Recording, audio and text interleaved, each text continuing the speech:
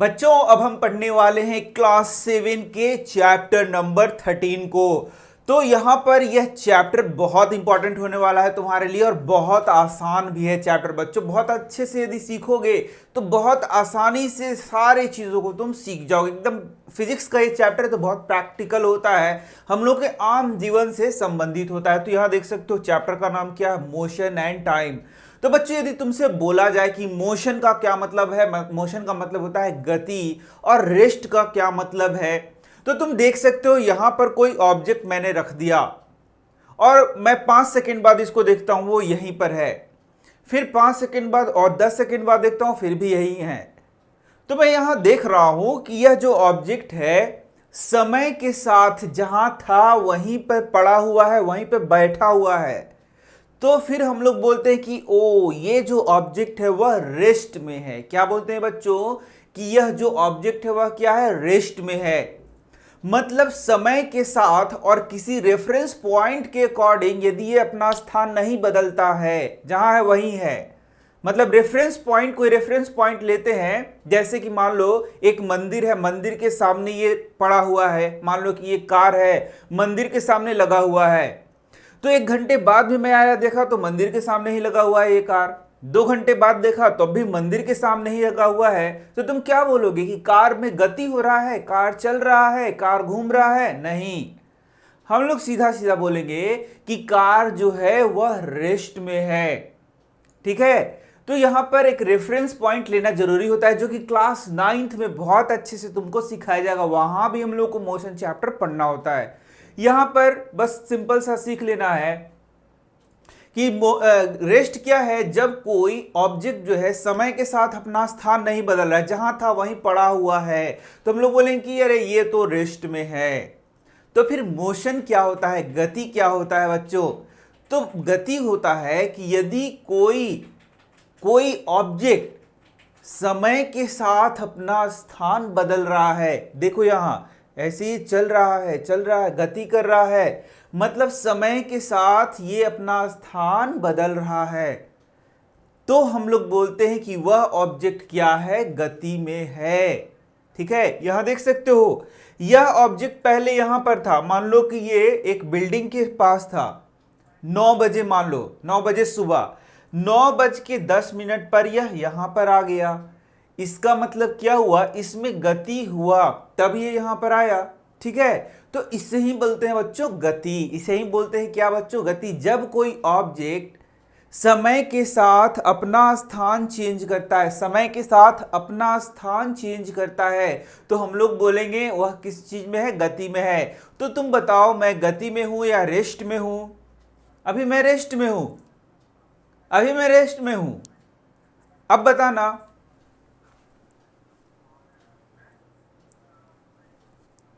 तो अभी तुमने देखा मैं गति में था, क्योंकि समय के साथ मैं अपना स्थान बदल रहा था। इतना अच्छा समझ गए, बहुत अच्छे समझ गए, कोई बात नहीं। तो चलो अब यहां पर हम लोग देखते हैं इसके डेफिनेशन को। तो डेफिनेशन को कई तरीके से तुम इसको लिख सकते हो।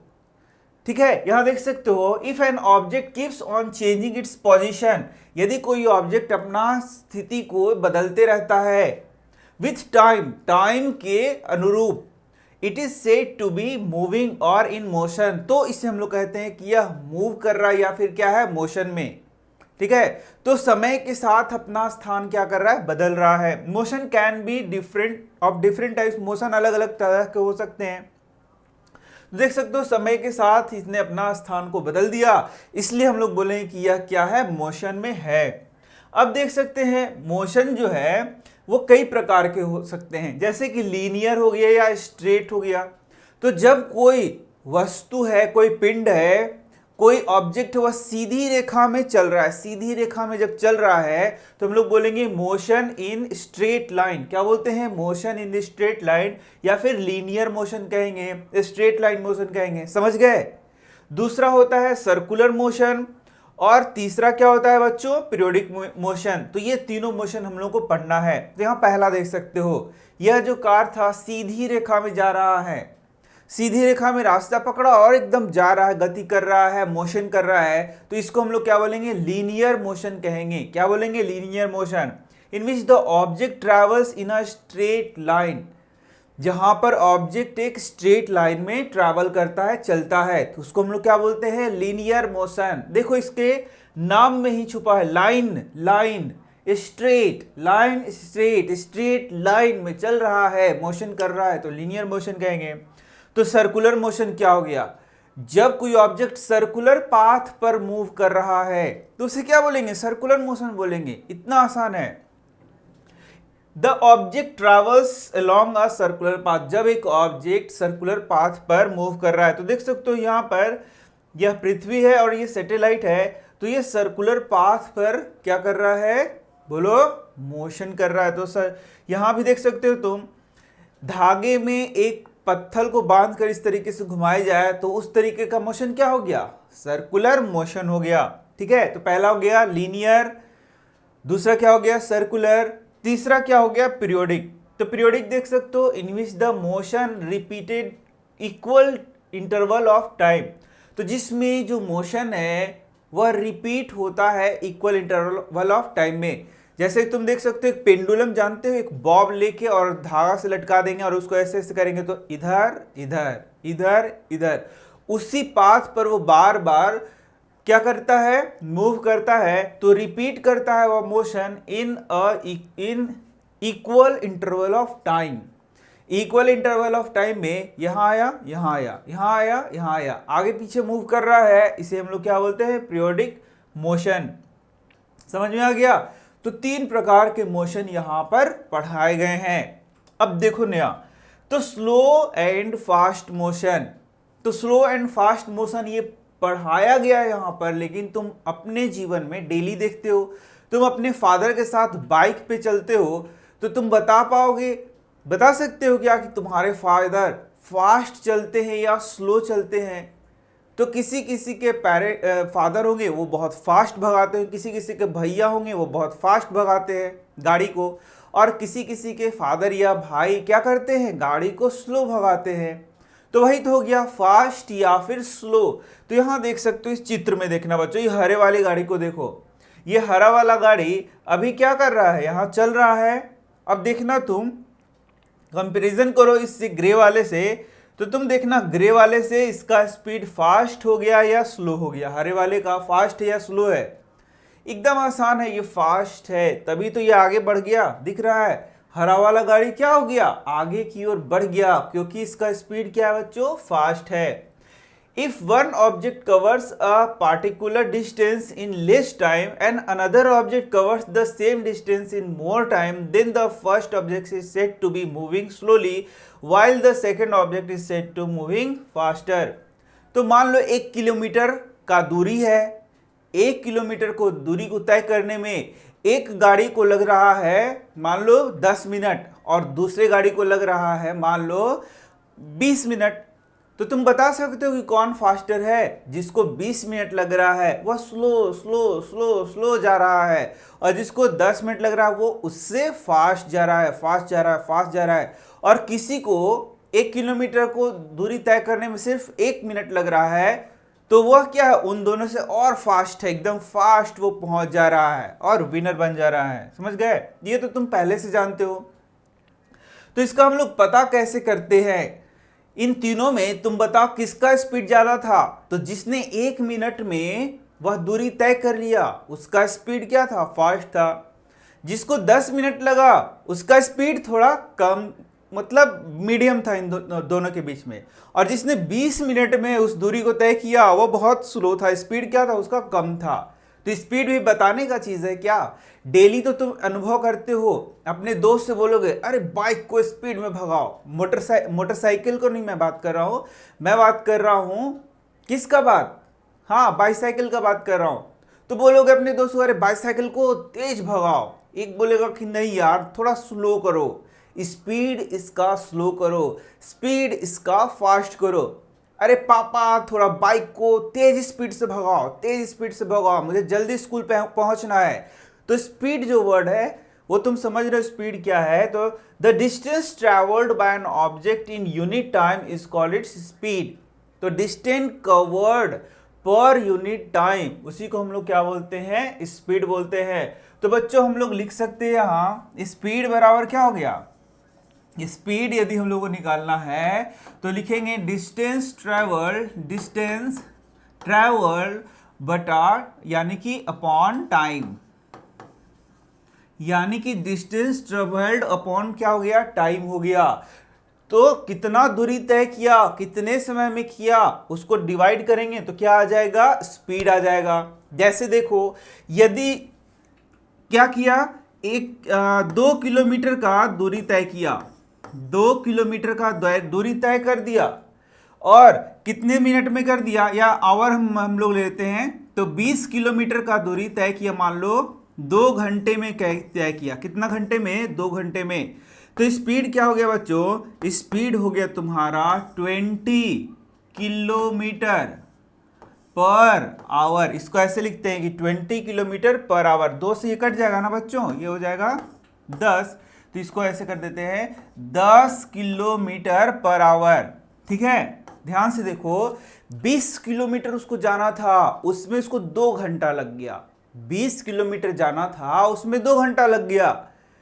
तो कितना स्पीड से वो चल रहा था, तो हम लोग बोलेंगे स्पीड बराबर दूरी यानी डिस्टेंस अपॉन टाइम। डिस्टेंस हो गया 20 किलोमीटर, टाइम कितना हो गया 2 आवर्स, डिवाइड करेंगे तो 10 आंसर आएगा, और स्पीड क्या हो गया 10 किलोमीटर पर आवर। ठीक है, तो कभी भी इस तरीके से आएगा क्वेश्चन तो तुम उसको भी बना सकते हो बच्चों, बहुत आसानी से। समझ में आ रहा होगा तुमको।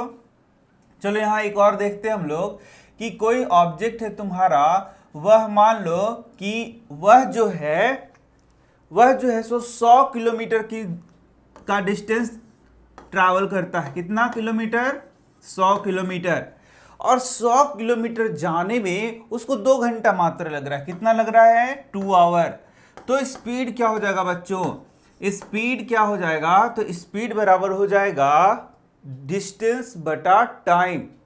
तो डिस्टेंस क्या हो गया 100 और टाइम क्या हो गया 2 घंटा। तो तुम बता सकते हो कितना रफ्तार से वो जा रहा था, कितना स्पीड से जा रहा होगा, वह जा रहा होगा, इसे काट दो 50 आएगा, तो 50 किलोमीटर पर आवर के रफ्तार से वह जा रहा था। तो ये सब नई चीजें हैं क्या तुम्हारे लिए, बिल्कुल नई चीज नहीं है। तुम ये सारे चीजों को जानते हो, तुमने ये सारी चीजें अपने आम जिंदगी में अनुभव की हैं, तो उन्हीं चीजों को यहाँ थोड़ा सा और अच्छे से समझ लेना है।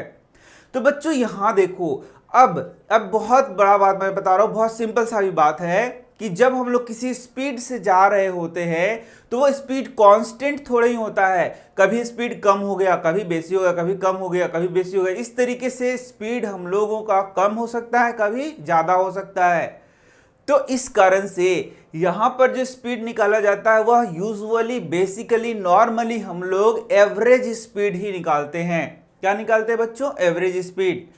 क्योंकि तुम जरा समझो, गाड़ी 20 किलोमीटर पर आवर के रफ्तार से जा रहा है, फिर 20 लगातार 20 से ही जाएगा क्या, 20 से तो नहीं जाएगा। फिर क्या हो गया 19 हो गया, 18 हो गया, 17 हो गया, फिर 30 हो गया, फिर क्या हो गया 25 हो गया, 20 हो गया, 15, 18, 20, 25 ऐसे जा रहा है गाड़ी। एक कांस्टेंट स्पीड से तो नहीं जा रहा है कहीं पर। तुम देखना अपने पिताजी के साथ बैठे रहोगे तो क्या एकदम कांस्टेंट स्पीड 20 का जो स्पीड पकड़ाया उन्होंने बस वही चलेगा क्या, नहीं। इसलिए जब भी हम लोग स्पीड को कैलकुलेट कर रहे हैं यहां पर, तो बेसिकली ये एवरेज स्पीड है बच्चों। क्या है, एवरेज स्पीड है। और एवरेज स्पीड को हम लोग कैसे उसको बताते हैं, तो total distance travelled upon total time taken, वही होता है एवरेज स्पीड। ठीक है, तो जितना दूरी तय किया टोटल डिस्टेंस को लिख देंगे, अपॉन जितना टाइम लगा उसको नीचे लिख देंगे, तो यहां पर हमारा आ जाएगा। अब तुम ध्यान देना, यहां पर बच्चों 100 के बगल में लिखा है किलोमीटर, तो इसको बोलते हैं यूनिट बोलते हैं बच्चों। क्या बोलते हैं, यूनिट बोलते हैं। यूनिट फिजिक्स में फिजिकल क्वांटिटी के बगल में यूनिट को लिखना बहुत जरूरी होता है। जैसे यदि बोला जाए 100 किलोमीटर, 100 किलोमीटर, 100 मीटर, तो इसमें काफी अंतर होगा। तो मीटर हो गया, किलोमीटर हो गया, सेंटीमीटर हो गया, ये सब क्या हो गया, यूनिट हो गया। ठीक इसी तरीके से 1 घंटा, 1 सेकेंड, 1 मिनट, ये सब क्या हो गया, यूनिट हो गया। 1 केजी, 1 ग्राम, इन सब को क्या बोलते हैं, यूनिट। ग्राम को, केजी को, समझ में आ रहा है। तो इसको लिखना बहुत जरूरी होता है, तभी तो पता चलेगा कि क्या वहां पर एक्चुअल में स्पीड है। जैसे यदि बोला जाए 50 किलोमीटर पर आवर, इसका मतलब है कि 1 घंटा में 50 किलोमीटर। लेकिन बोला जाए 50 मीटर पर आवर, इसका मतलब क्या हो गया कि 50 मीटर 1 घंटा में। देखो कितना अंतर है। अब यदि बोला जाए 50 मीटर पर सेकेंड, तो इसका मतलब हो कि 1 सेकेंड में 50 मीटर वो चल जा रहा है। तो देखा तुमने, यह जो यूनिट लिखा हुआ है उसी से हम लोग बहुत सारे बातों को हम लोग समझते हैं, पता करते हैं। तो ये छोटी छोटी बातें मैंने तुम्हें सिखा दी यहाँ, जो कि तुम्हारे लिए बहुत ज़्यादा जरूरी है। तो अब देखोगे यूनिफॉर्म स्पीड क्या हो गया और नॉन यूनिफॉर्म स्पीड क्या हो गया, दो नए टर्म आ गए। तो यूनिफॉर्म स्पीड कहने का क्या मतलब है, यहां पहले देख लो, उसके बाद मैं तुम्हें बता दे रहा हूं। तो यहां देख सकते हो कि 10 मीटर प्रति सेकंड से यह गाड़ी चल रहा है। थोड़ी देर बाद देखोगे या फिर 10 मीटर प्रति सेकंड है, फिर देखोगे 10 मीटर प्रति सेकंड ही है। मतलब यहां जो मोशन हो रहा है वह एक जैसा हो रहा है। यहां पर जो मोशन है उसमें ना बढ़ रहा है वह ना घट रहा है, ना बढ़ रहा है ना ही वह घट रहा है। तो इस तरीके के मोशन को हम लोग बोलते हैं यूनिफॉर्म मोशन। यूनि मतलब एक और फॉर्म मतलब क्या हो गया, प्रकार। एक ही प्रकार का मोशन हो रहा है। यहां पर देखो, यहाँ 10 मीटर पर सेकेंड है, यहाँ भी 10 मीटर पर सेकेंड है, यहाँ भी 10 मीटर पर सेकेंड है। तो इस तरीके से इसको हम लोग बोलते हैं यूनिफॉर्म मोशन। तो इसको डिफाइन कैसे करेंगे, जब कोई ऑब्जेक्ट समान समय में समान दूरी को तय करेगा तो उसे हम लोग क्या बोलते हैं, यूनिफॉर्म मोशन।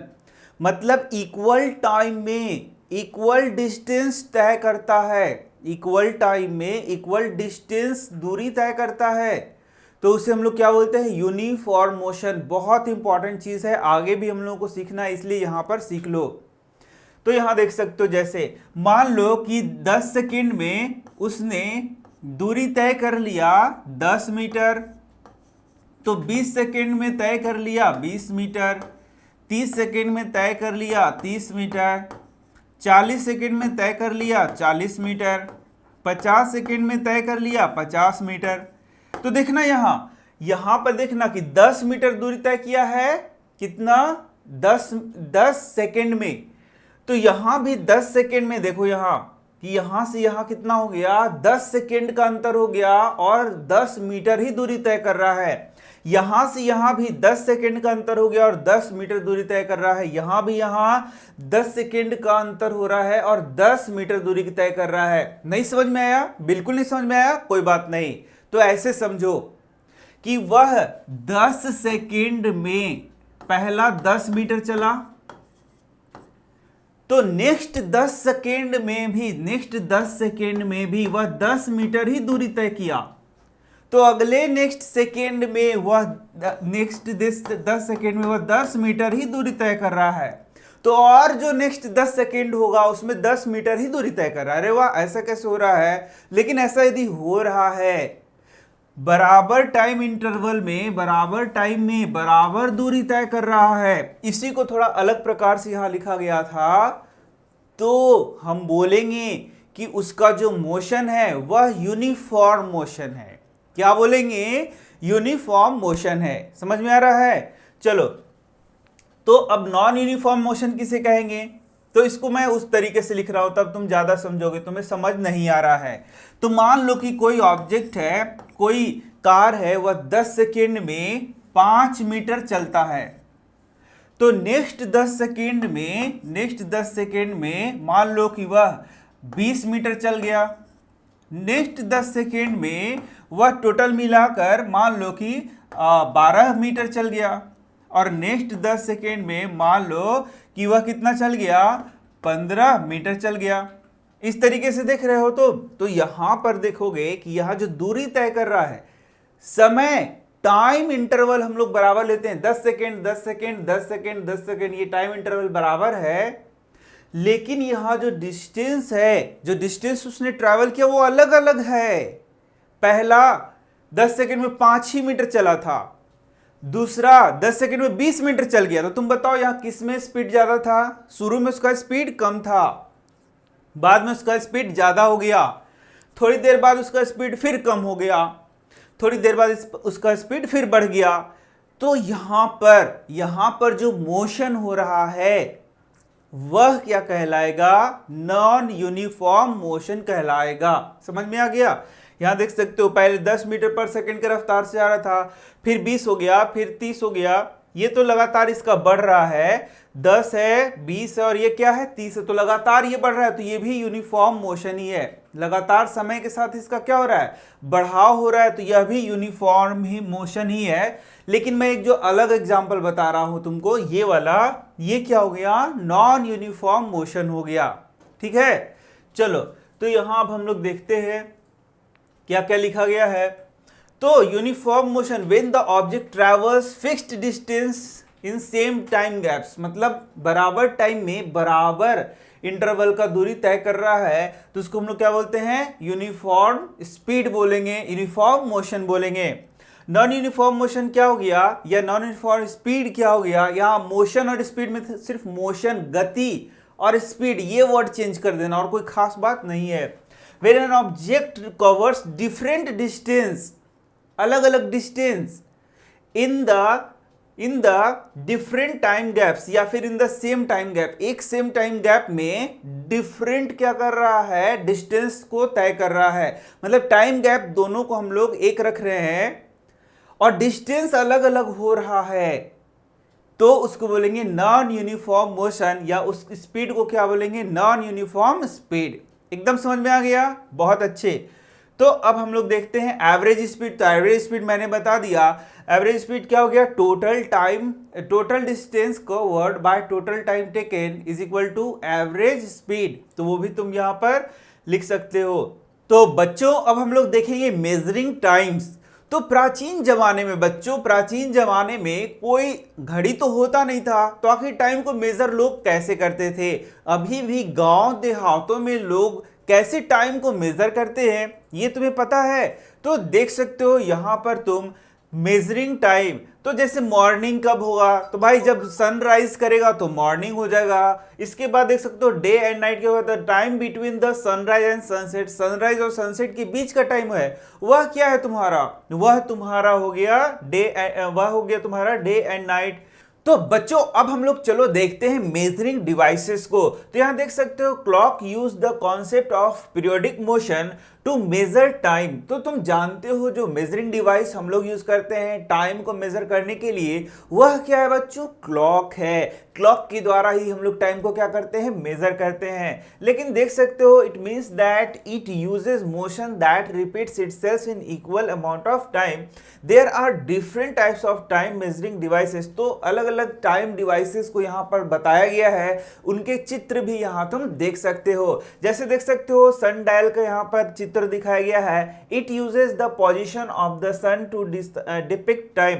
तो यहाँ पर यह सन के पोजीशन को देखता है और उसके द्वारा टाइम को क्या करता है? डिपिक्ट करता है। तो यह भी क्या हो गया बच्चों? यह हो गया सन डायल, और ये क्या करेगा? टाइम को मेजर करने के लिए यूज किया जाएगा। यहाँ देख सकते हो सैंड क्लॉक यहाँ पर यूज किया जाता है। किस चीज के लिए? It uses sand to measure time. यह टाइम मेजर करने के लिए तुमने देखा होगा कई जगहों पर इसको यूज किया जाता है। सन डायल इसका नाम है, इसका नाम क्या है? Sand clock. अब देख सकते हो वाटर क्लॉक है। It uses water to measure time. इसको वाटर मतलब कि इसमें वाटर का उपयोग किया जाता है टाइम को मेजर करने के लिए। तो क्या इनमें से किन्हीं चीज का तुम उपयोग करते हो? नहीं ना, तुम इनका उपयोग बिल्कुल भी नहीं करते हो बच्चों। लेकिन पेंडुलम क्लॉक शायद तुमने देखा होगा, और इसका उपयोग हम लोग घरों में करते हैं। और यहां देख सकते हो क्वार्ट्ज क्लॉक से तो तुम लोग सब वाकिफ हो बच्चों। तो यह एग्जाम में तुमसे पूछा जा सकता है कि व्हाट इज क्वार्ट्ज क्लॉक। तो यहां पर आंसर में लिख सकते हो they have an electric circuit that works with the help of cells. तो ये इस प्रकार का क्लॉक है जिसमें इलेक्ट्रिक सर्किट होता है जो कि सेल की मदद से काम करता है। ये तुम लिख देना, ये इंपॉर्टेंट क्वेश्चन हो सकता है तुम्हारे लिए। अब हम लोग देखते हैं बच्चों periodic motion of a simple pendulum. अब यहाँ सिंपल पेंडुलम की बात करते हैं तो शुरू में ही मैंने तुम्हें सिंपल पेंडुलम के बारे में थोड़ा सा बताया था कि जो पीरियोडिक मोशन करता है, तो सिंपल पेंडुलम में हम लोग क्या करते हैं, एक बॉब लेते हैं और उसको धागे से इस तरीके से लटका सकते हैं और उसको इस तरीके से हम लोग क्या करते हैं, मोशन कराते हैं। तो यहां देख सकते हो a simple pendulum contains a bob. एक सिंपल पेंडुलम में क्या होता है, एक बॉब होता है। It is a metallic ball और a stone which suspended from a rigid stand with the help of a thread. तो यहां देख सकते हो कितना आसानी से, यहां पर देख सकते हो ये एक स्टैंड लगा होगा जिसमें एक थ्रेड के सहारा से एक क्या लगा रहेगा, बॉब लगा रहेगा। और यह जो बॉब है वह स्टोन हो सकता है या मेटालिक बॉल हो सकता है। तो इस तरीके जो व्यवस्था किया गया बच्चों, यही क्या हो गया, एक सिंपल पेंडुलम हो गया। अब यहां देखो यह पेंडुलम नॉर्मल इस स्थिति में है, यहां स्टैंड हो गया और ये क्या हो गया बच्चों, ये हो गया तुम्हारा थ्रेड और ये क्या हो गया, बॉब। अब देखना मैं इसे यहां से उठाऊंगा और इसको इधर से यहां तक लाऊंगा, तो यहां से यहां हाईएस्ट डिस्प्लेसमेंट गया, फिर छोड़ दूंगा तो देखोगे इस तरीके से ये क्या करेगा, इस तरीके से ये मेन पॉइंट से टू एंड फ्रो मोशन करेगा। टू एंड फ्रो मोशन मतलब क्या हो गया, आगे पीछे इस तरीके से ये क्या करता है, मोशन करता है। ठीक है, तो अब यहां पर तुमको देखना है कि ये कंप्लीट साइकिल क्या होता है। तो यहां पर तुम देखोगे बच्चों बहुत आसान है। देखो यहां से हम लोगों ने शुरू किया, ओ से शुरू किया, तो मान लो ए तक गया, कहां गया, ए, ओ से ए गया, फिर पहुंच गया बी और वापस पहुंच गया ओ। तो यहां से यहां और यहां से यहां। तो जब इस तरीके से ये कंप्लीट कर लेता है तो उसको बोलेंगे एक साइकिल इसने कंप्लीट किया। ठीक है, या फिर एक और बता दूं क्या, देखो मान लो यहां पर, फिर से यहां देख लो, शुरू से हम लोग बात करते हैं। यहां पर मान लो कि ये यहां था, ठीक है, यहां पर हम लोगों ने इसको पकड़कर यहां इसको हाईएस्ट डिस्प्लेसमेंट यहां किया, ठीक है, समझ गए, और फिर यहां छोड़ दिया। तो ये यहां से आया यहां और फिर यहां से आया यहां, ठीक है, यहां से यहां और यहां से यहां। तो इसको बोलेंगे कि ये कंप्लीट साइकिल कर रहा है, एक कंप्लीट साइकिल या एक कंप्लीट ऑसिलेशन इसको बोलेंगे, एक कंप्लीट साइकिल और या क्या हो गया, एक कंप्लीट ऑसिलेशन हो गया। तो बच्चों इस तरीके से ये इस तरीके से क्या करता है, टू एंड फ्रो मोशन करता है। इसी को हम लोग क्या बोलते हैं, ऑसिलेटरी मोशन कहेंगे। इसी को क्या बोलेंगे, ऑसिलेटरी मोशन कहेंगे, या फिर क्या कहेंगे, पीरियोडिक मोशन कहेंगे। The to and fro motion of the pendulum, थोड़ा सा याद करना है, to and fro motion of the pendulum, to and fro motion of the pendulum, to and fro motion of the pendulum is called as oscillatory motion. उसी को क्या कहते हैं, ऑसिलेटरी मोशन कहते हैं। तो बहुत इंपॉर्टेंट है बच्चों ये, तुम इसको याद कर लो। इसे ही हम लोग क्या बोलते हैं, ऑसिलेटरी मोशन। ये कभी भी पूछा जा सकता है कि व्हाट इज ऑसिलेटरी मोशन, तो तुम बोलना to and fro motion of a pendulum is called, क्या बोलते हैं उसको, oscillatory motion. The bob of the pendulum does move from the centre mean position of the pendulum to its extreme position on the other side. तो ये जो Bob है ये extreme side, ये जहां तक ये जा रहा है वो एक्सट्रीम साइड है, तो फिर यहां छोड़ दिया तो फिर यहां जहां तक पहुंचा वो एक्सट्रीम साइड है, ऐसे ऐसे ऐसे ऐसे। और जब ऐसे बॉब लटका हुआ है तो ये हो गया मीन पोजीशन। क्या हो गया बच्चों, मीन पोजीशन। तो ऑसिलेशन क्या हो गया, when the bob moves from its centre mean position to its extreme ends it is said to complete one oscillation. तो वन ऑसिलेशन पूरा कंप्लीट करना है तुमको, यहां से यहां तक, यहां से यहां और यहां से यहां आ गया तो बोलेंगे वन ऑसिलेशन हुआ। या फिर यहां से गया यहां, फिर यहां, फिर यहां, तो क्या हो गया, वन ऑसिलेशन हो गया, एक साइकिल हो गया। जैसे मैंने बताया वैसे ही याद कर लेना।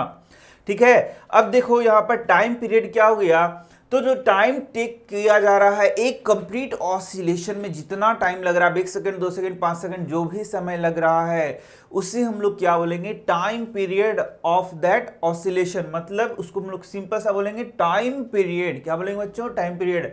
The time taken by the pendulum bob to complete one oscillation, एक ऑसिलेशन कंप्लीट करने में जितना टाइम लगता है उसे हम लोग क्या बोलेंगे, टाइम पीरियड। अब देख सकते हो यूनिट्स टू मेजर टाइम, हम लोग टाइम को मेजर करने के लिए क्या क्या यूनिट यूज करते हैं बच्चों, तो यहाँ देख सकते हो तुम टाइम जो है उसको कई तरीके से मेजर किया जाता है, जैसे कि सेकंड में उसको मेजर कर सकते हैं, ठीक है, सेकंड में मेजर कर सकते हैं, मिनट में मेजर कर सकते हैं, आवर में मेजर कर सकते हैं, कोई दिक्कत।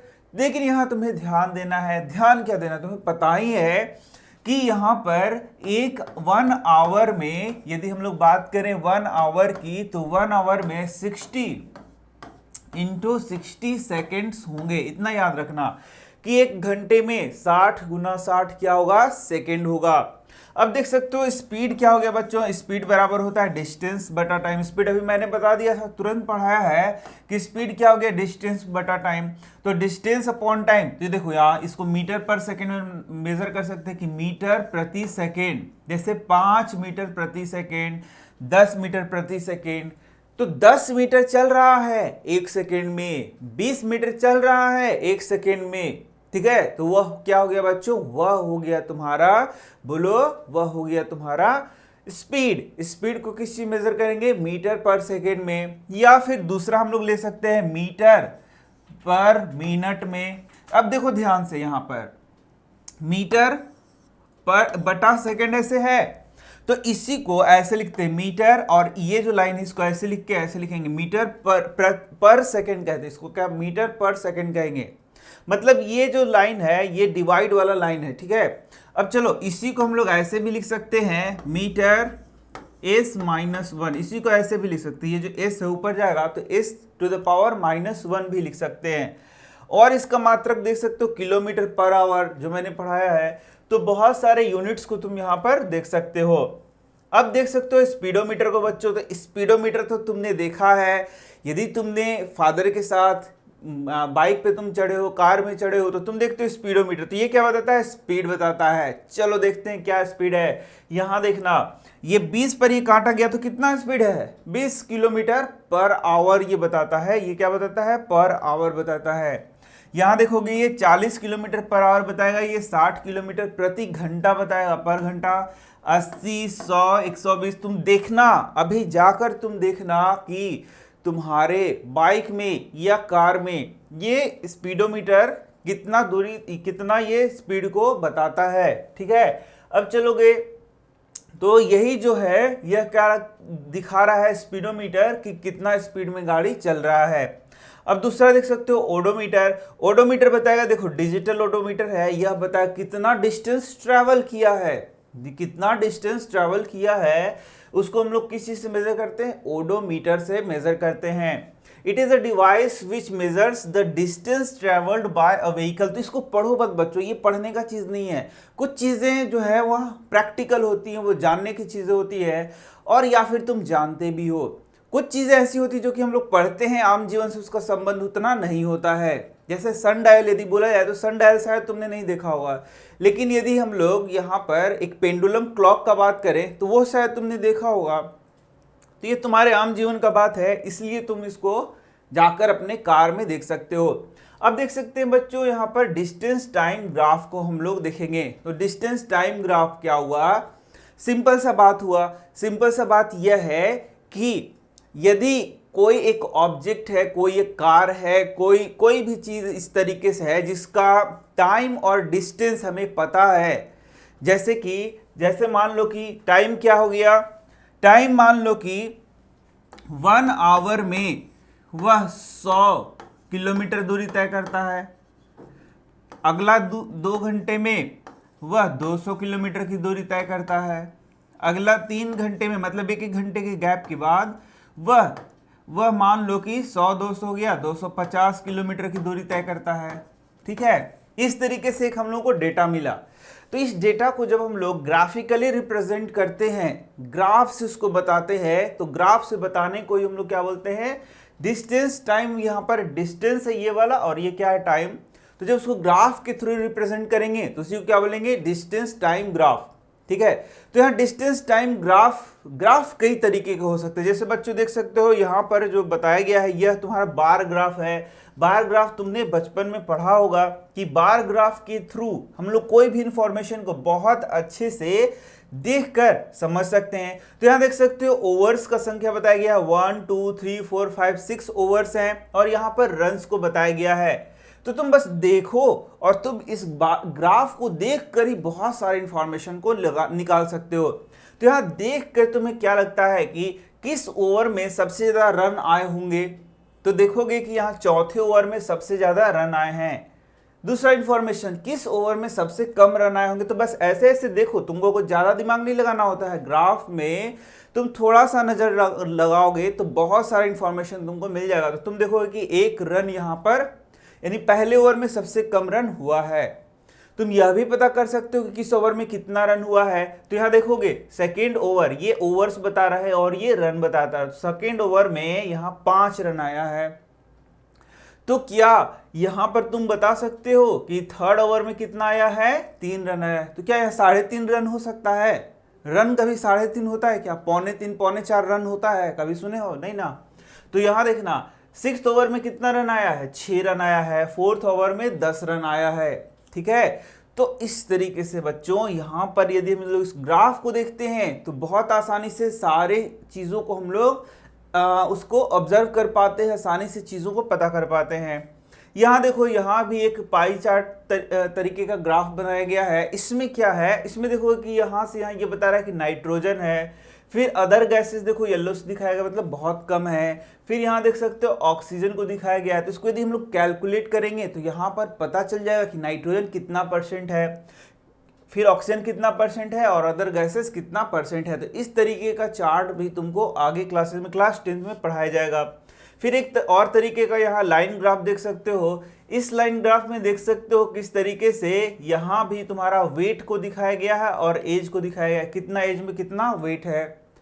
तो ये बहुत आसानी से फिर यहाँ ग्राफ की मदद से हम चीज़ों को समझ सकते हैं। लेकिन जो हम लोग को पढ़ना है बच्चों वह है डिस्टेंस टाइम ग्राफ।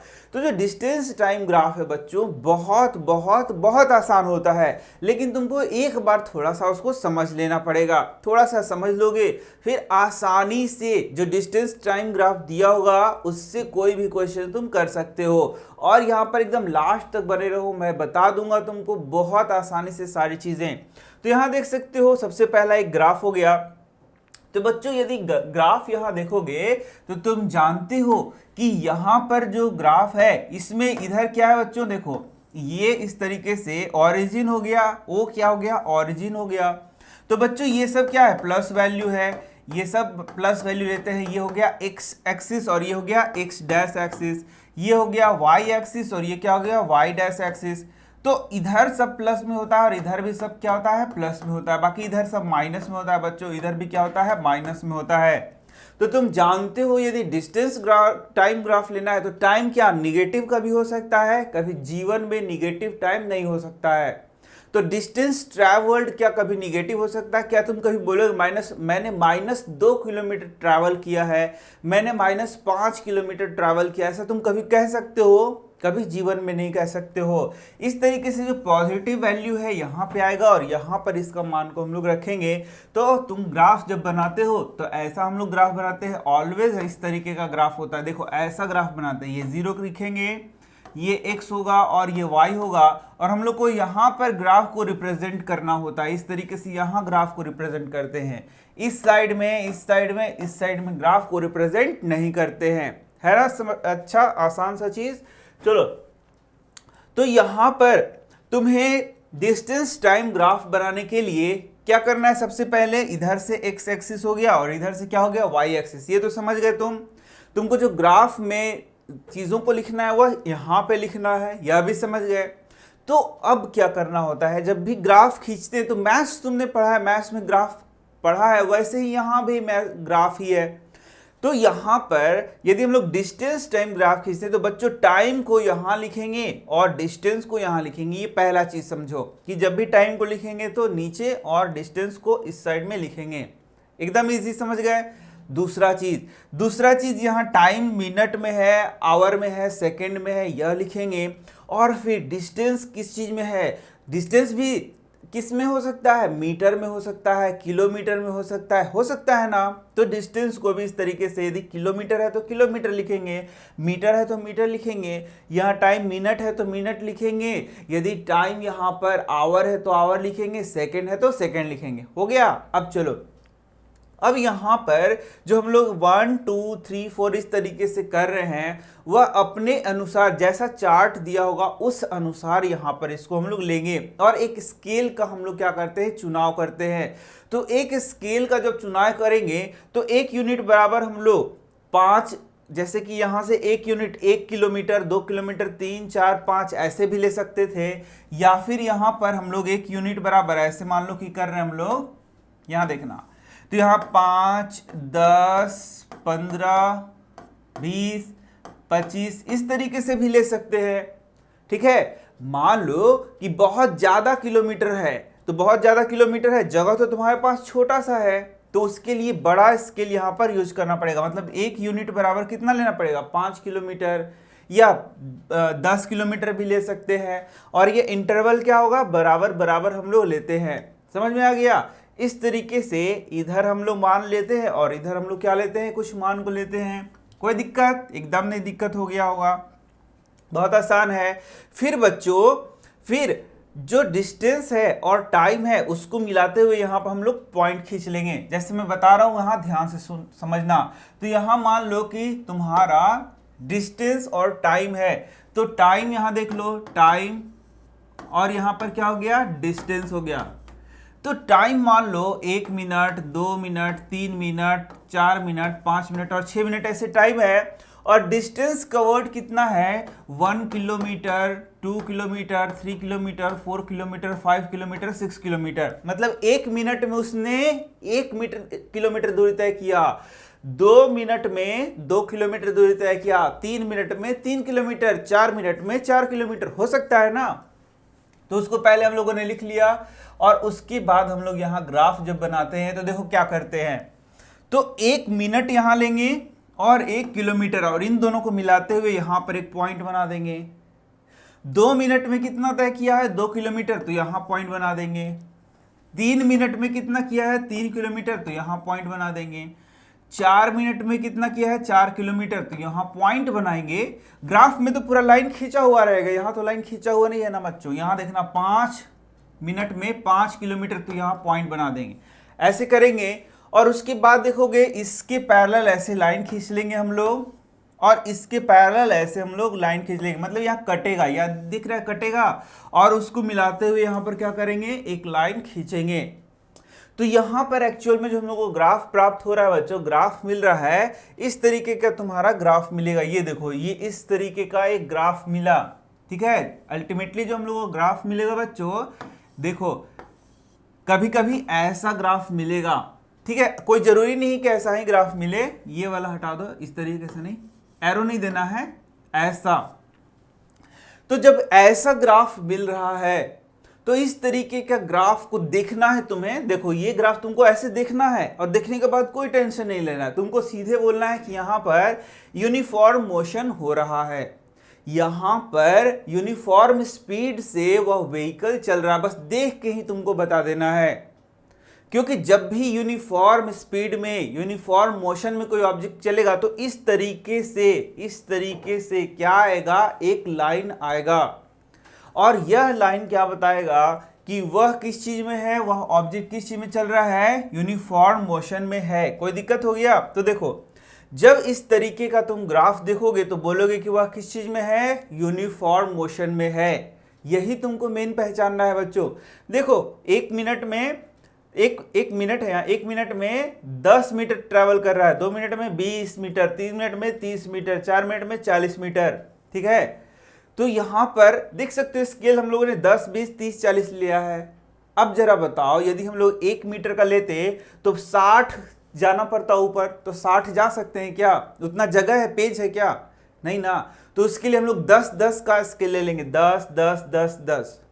ठीक है, तो इस तरीके से देखोगे तो इस प्रकार से इसका जो स्पीड है वह क्या है, यूनिफॉर्म स्पीड है। वह जो ऑब्जेक्ट है, वह जो पिंड है, वह यूनिफॉर्म मोशन में चल रहा है। समझ में आ गया? तो इसके लिए तुमको इस तरीके से स्ट्रेट लाइन यहां दिखना पड़ेगा। देखो यहां तो स्ट्रेट लाइन यदि ग्राफ में दिख रहा है तो आप क्या पता कर रहे हैं, ये एग्जाम में क्वेश्चन आएगा तो तुम बोलोगे ऑब्जेक्ट हैज अ यूनिफॉर्म और कांस्टेंट स्पीड। ऑब्जेक्ट है वह कांस्टेंट स्पीड में चल रहा है यदि इस तरीके का स्ट्रेट लाइन हम लोगों को मिल रहा है। समझ गए? एकदम याद करना है, समझना नहीं है, इसको समझना भी है, याद भी करना है, क्योंकि एग्जाम में यही पूछा जाएगा। नया देखो, नया देखना जो मैं बता रहा हूं इसको मैं समझा रहा हूं। यहां देखना, कोई एक ऑब्जेक्ट था, उसको तुमने देखा, अभी तुरंत देखा है तुमने, अभी तुरंत देखा है, तो वह तुमसे या किसी रेफरेंस पॉइंट से चलो 40 मीटर की दूरी पर है। कितने दूरी पे है? 40 मीटर पे। तुमने अभी देखा, अरे 40 मीटर की दूरी पे है, ओ कोई बात नहीं। तो तुमने 10 सेकेंड बाद उसको देखा, तो देखो 10 सेकेंड बाद भी वो 40 मीटर की दूरी पर ही है। 10 सेकेंड बाद भी वो कहाँ है? 40 मीटर की ही दूरी पे है। ओ 40 मीटर की ही दूरी पे है, अच्छा ठीक है, वहीं रहो। तो तुमने 10 सेकेंड बाद और देखा, तो भी देखा, अरे 40 मीटर की दूरी पर ही है। फिर तुमने 30 सेकेंड बाद देखा, तब भी 40 मीटर की दूरी पे है। अरे यार ये क्या हो रहा है? फिर तुमने 40 सेकेंड में देखा तो भी 40 मीटर, 50 सेकेंड में देखा तो भी 40, 60 सेकेंड में देखा तो अरे यार ये क्या बात है, वो 40 मीटर की दूरी पर ही क्यों है खड़ा हुआ? क्योंकि वो स्टेशनरी है, स्थिर है, वो चल फिर नहीं रहा है। ठीक है, तो इस तरीके से यदि यहां पैरेलल मिल रहा है, देखो यहां पर इसका क्या मिल रहा है, पैरेलल, तो यह स्थिति बताता है। ये देखो, यह जैसे ही ग्राफ देखना तो तुम बोलना कि वो ऑब्जेक्ट स्टेशनरी है, मतलब स्थिर है, चल फिर नहीं रहा है। क्योंकि समय के साथ, समय तो पार होगा बच्चों, समय तो गुजर जाएगा, तुम पढ़ो या ना पढ़ो समय गुजर जाएगा, मार्क्स नहीं आएगा। ठीक है, पढ़ाई करना शुरू कर दो। तो समय तो गुजरते गया, गुजरते गया, गुजरते गया, लेकिन वो जहां था वहीं रह गया, वहीं रह गया, वहीं रह गया। तो क्या है? अरे स्टेशनरी है। स्टेशनरी मतलब स्थिर होता है। तो वह जो ऑब्जेक्ट है हम लोग बोलेंगे कि क्या है? स्टेशनरी है, स्थिर है। तो जैसे ही ग्राफ तुमने देखा, मैंने बताया यही तुमको समझ, जैसे ही तुम ग्राफ देखोगे तुम्हें पता चलना चाहिए कि वह किस स्थिति में है। तो वह यूनिफॉर्म मोशन में है, वह स्टेशनरी है। लेकिन यहां देखोगे तो ये क्या बताएगा, जब उसका जिगजैग लाइन होगा, कर्व शेप होगा, तो वह बताएगा कि वह नॉन यूनिफॉर्म मोशन में है। कभी भी ऐसा है तो देखो इसका इस तरीके से दिखा रहा है, ऐसे दिखा रहा है, मतलब वह यूनिफॉर्म मोशन में नहीं है।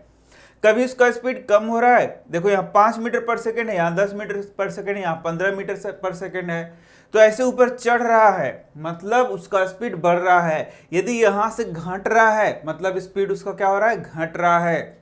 समझ में आ रहा है? ग्राफ तो ऐसा ही होता है, इतना आसान होता है। लेकिन 3 सिचुएशन तुमको यहाँ पर मैंने बताया, उसको याद रखना है। पहला सिचुएशन, यूनिफॉर्म मोशन में एकदम स्ट्रेट लाइन आएगा, जब स्थिर रहेगा तो ऐसा पैरेलल आएगा, और जब उसका स्पीड बढ़ रहा होगा तो ऐसे आएगा, नॉन यूनिफॉर्म, और जब घट रहा होगा तो ऊपर से नीचे आ जाएगा। ठीक है, अब चलो इस तरीके से तुमने देखा कितना आसानी से हम लोगों ने यहां पर इसको पढ़ लिया। अब एकदम VVI question, most VVI question, MVVI question.